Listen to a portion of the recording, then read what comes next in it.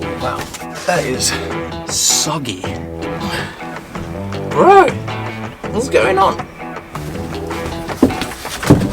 Oh my gosh. It's a proper sag fest in here. This old original roof lining is rank. It's disgusting. You can see obviously moisture's come through. It's starting to get moldy and horrible. It's separated from the backing board.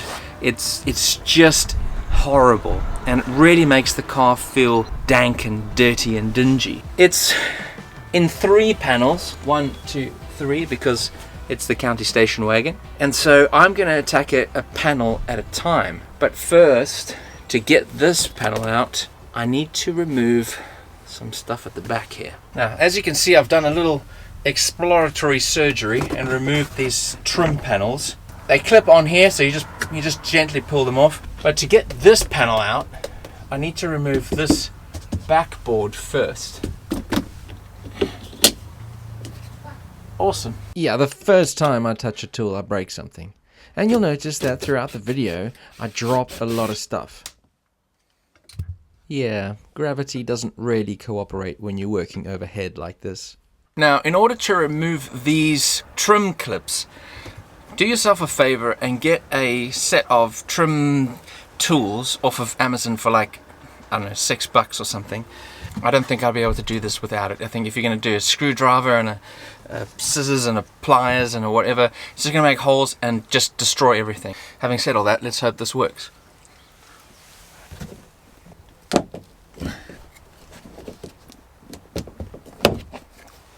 Et voila! These trim clips were old and brittle and really put up a fight, which is why I ignored my own advice and used a pair of pliers to get one of them out. And because the rear door rubber had failed a very long time ago, and we seemed to live in the wettest place on earth, the backboard was absolutely drenched. Soggy. Removing all the accessories, well, I say all, I mean like 2 cabin lights, is a simple job, and most of my focus was going on trying not to break anything else, instead of paying attention for when I needed to reinstall it. The first clip was so tight in there that it felt like the plastic tool would snap before the clip came out. Bro, what's going on? But I just kept wiggling, and it eventually let up, and once one came out, the rest followed soon after. It was around this time I started to realize the scope and magnitude of the job I'd just taken on. In my mind, it was as simple as removing a few clips in the headlining and it would all come out. Obviously not thinking about all the trim panels, handles, seat belts, etc., which are all connected like a giant dusty tapestry. To get to one part, you had to remove several, which means the risk of losing a nut or a bolt or a clip increased exponentially alongside my stress levels. Once all the trim panels were out of the way, I could start on the actual headliner. I wasn't concerned about saving the fir tree clips from the headliner as I would be replacing those. They're kinda single use, to be fair. They distort when you tap them in, and that's what keeps them in place. When you remove them, they are knackered. Oh my gosh! These simple clips actually gave me a huge headache when it came to reinstalling the headlining, but more on that a little bit later.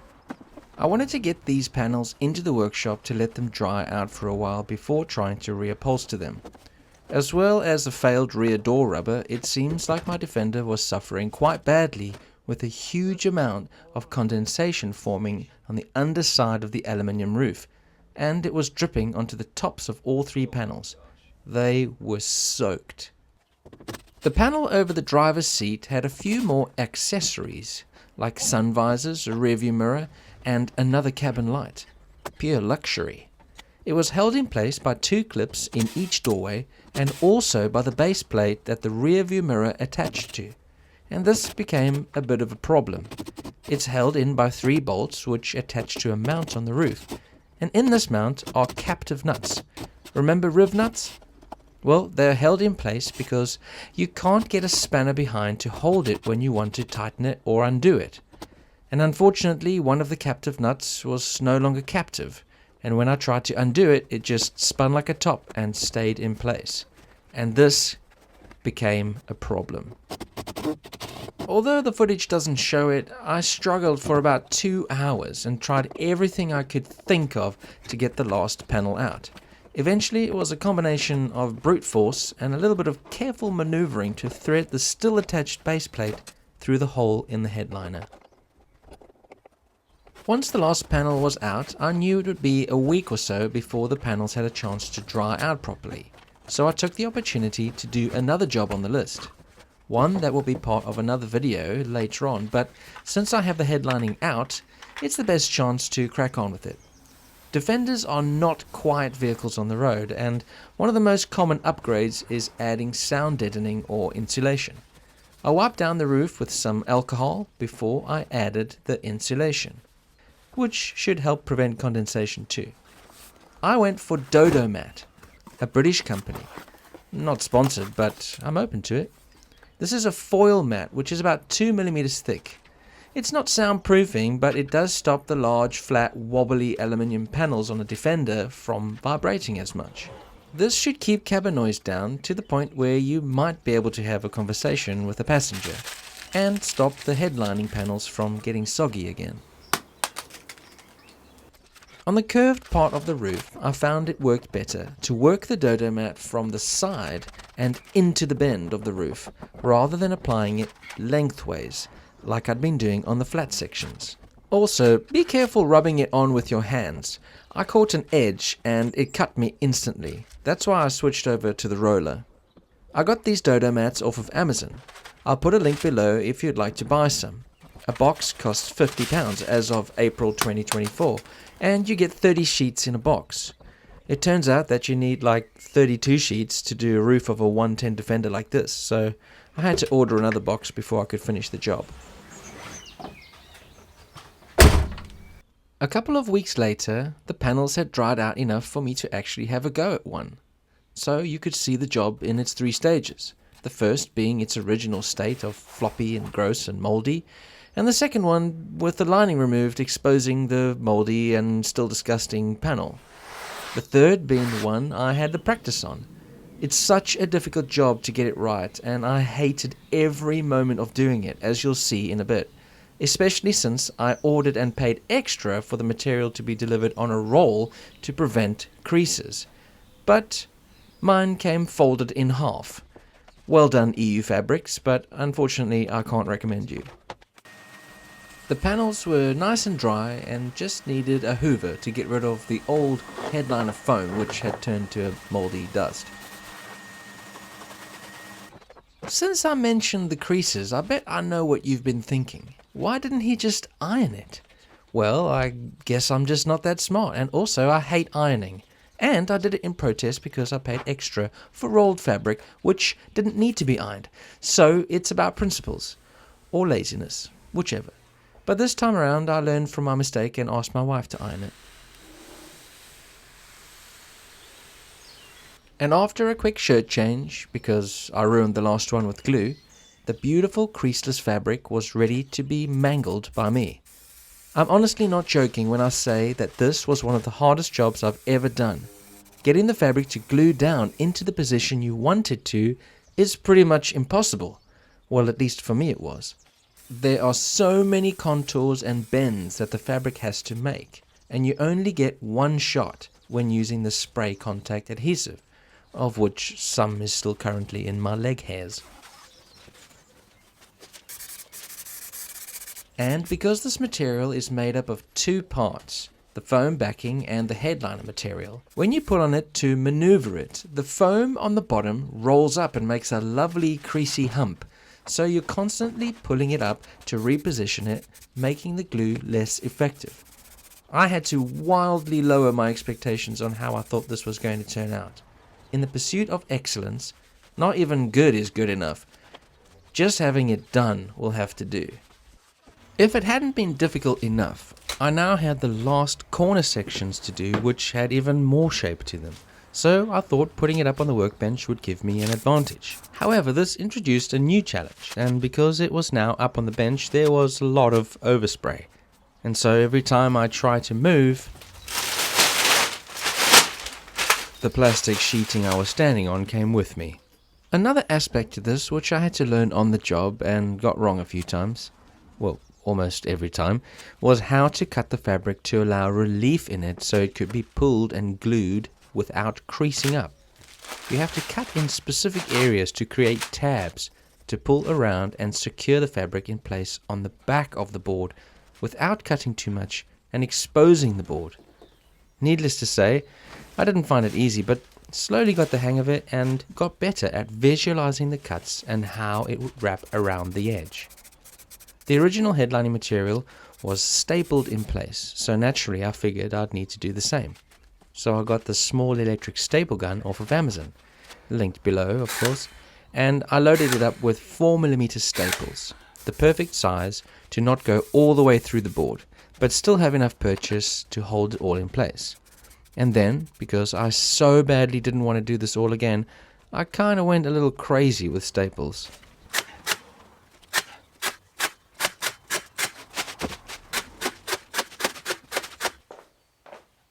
Next up was the headliner over the driver's seat. I had to remove the speakers, which don't work, before I could get rid of the nasty old headlining material. I was really dreading this one because it had the most contours and tight little edges out of all three panels. I was sweating before I even started, but I was already on this journey and I wanted to see it through. I was flying completely solo for this one, so I even had to remember how my wife ironed the last bit of material. And does anyone else get fed up with trying to learn so many new skills all at once? And fortunately, I didn't make it worse, which is a bonus. I also figured out that I could use the ironing board as an extension to my tiny little workbench, so I could save myself some backache from working on the floor. The previous evening I found a video on YouTube by Coastal Cushion Co. showing how they retrimmed the Defender headliner.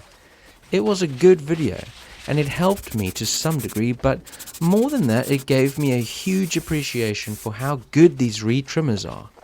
I could see what he was doing and I could understand what he was doing, but I could not do what he was doing. And if you're interested, I'll link the video below. And after an hour or so, it was done, and so was I. But there was one more thing to do. I had to make some holes in the fabric for the new fir tree clips to go through. And the guy in the Coastal Cushion Co. video used a soldering iron, so I thought I would too. And you know what? It worked perfectly. And now for the climax of this entire endeavor, the headliner going back in. But remember I said earlier that the new fir tree clips gave me grief? Well, they just wouldn't go in no matter how hard I hit. Even though everything was lined up, they just wouldn't go in. So I gave up and came back the next day. I thought it was a standard 7mm sized fir tree clip for all Defenders, but it turns out that my Defender has 6mm holes. So I got a 7mm drill bit with a locking collar on it to stop the drill at the correct depth. So I didn't drill a hole through the top of the roof, because that would be awkward, and I re-drilled all of the holes. Now I could have another go at getting this headliner in. And lucky for me, drilling out the holes worked like a treat, and it went into place quite well. But I did notice that the middle was bowed and hanging a bit low, so I went off-piste and decided to drill an extra hole for another clip, just to gain a few inches of headroom.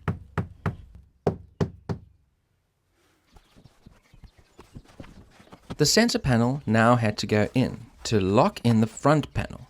Its front edge overlaps the back edge of the front panel and the clip goes through to hold it all in place.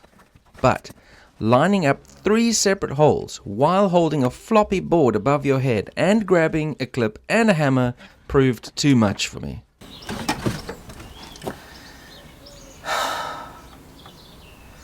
I don't want to do this anymore.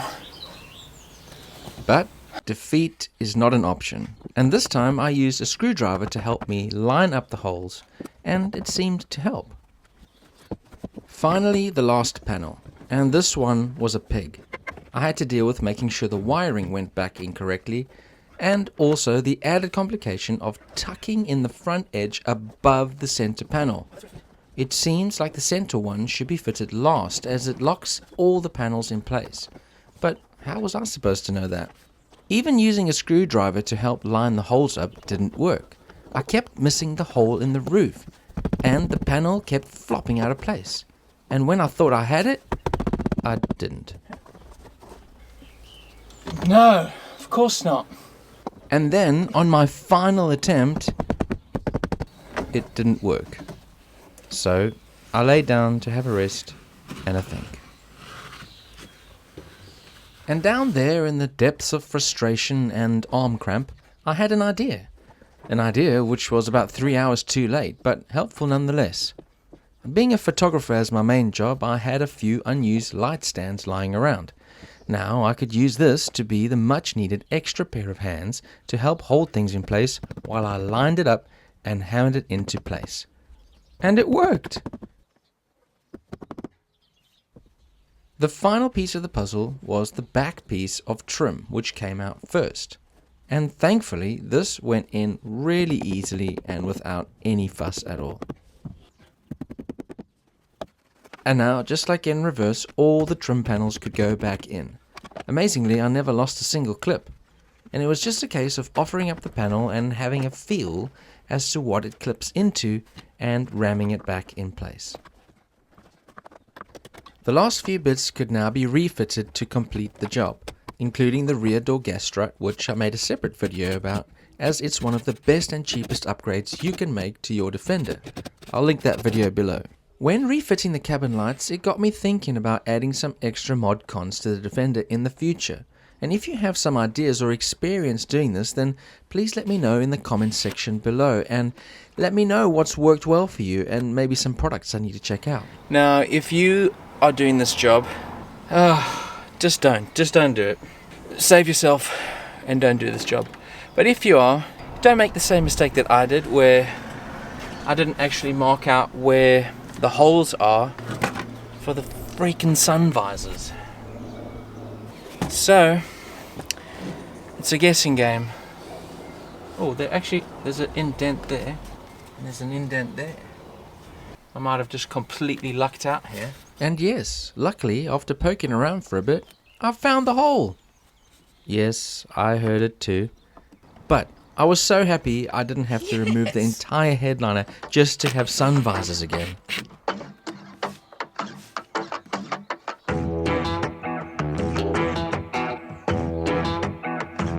Well, that was absolute torture. By far the most unenjoyable, most unrewarding job on this Defender so far. Although I know a few friends who watch this channel will be laughing at the fact that I've struggled so much. If I had the money, I would definitely pay for a professional to do it, but these are like $2,000. Or you can get the sort of plasticky, clippy kind of one for like £800.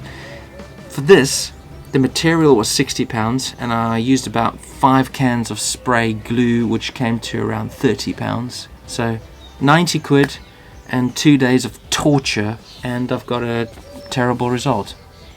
So pay a professional. Unless you want to have a go and you have some kind of background in upholstery, go for it. You'll probably get a better result. What I've learned, which I might pass on, is that if I had to do this again, I would definitely go for a much darker material, and I would go for a felt rather than a foam-backed headlining material. The reason being is there's so many contours and caves and bends in this Defender headlining that to manipulate the material around and glue it when there are 2 layers of material, the foam and the material, the headliner on top, it's just an absolute nightmare, because if you pull too much, then the foam sort of buckles underneath and makes a ridge and looks creased. So having the sort of headlining material with the 2 layers, it was a terrible decision. I mean, it's called headliner material, so that's why I bought it. I would definitely go for a single kind of dark felt.